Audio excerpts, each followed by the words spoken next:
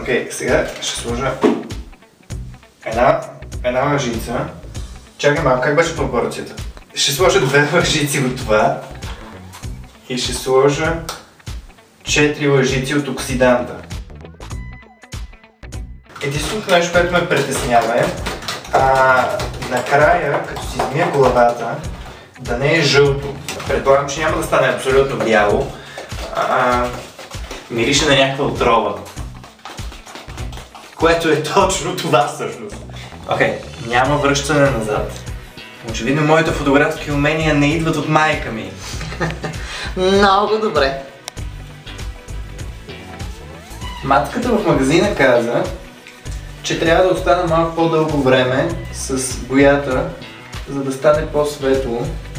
И аз, понеже четох опътването, и в опътването пише, нали, оставете да подейства за 10-15 минути или примерно 20, ако искате да е по-светло.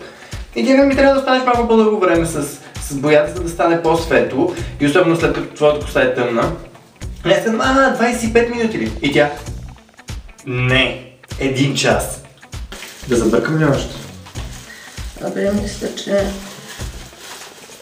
Май ще ни трябва. Абе, да не трябва.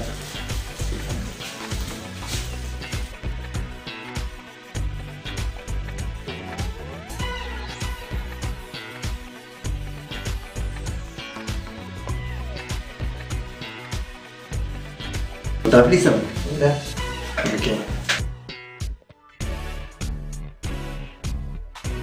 Окей, това е финалният вариант.